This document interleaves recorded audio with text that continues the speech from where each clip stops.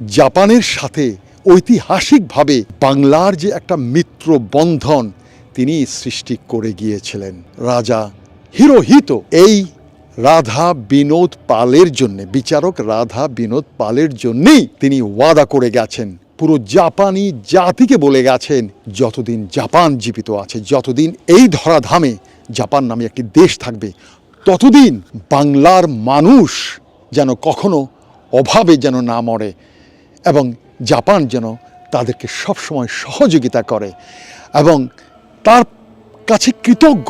বিংশ শতাব্দীতে সারা বিশ্বে আপনি যদি হাতে গোনা কয়েকজন বাঙালির কথা বলেন যাদের নিয়ে গর্ব করা যায়, তাহলে প্রথম সারিতে যে নামগুলো আসবে তার মধ্যে অন্যতম হচ্ছে বিচারপতি রাধা বিনোদ পাল।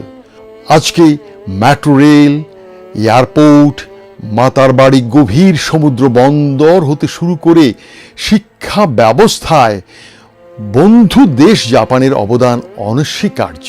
আজকে জাতির আব্বা, জাতির আম্মা, জাতির খালাম্মা, জাতির ভাই, খালা, শ্বশুর, শাশুড়ি নামে সারা দেশব্যাপী স্কুল, কলেজ, বিশ্ববিদ্যালয়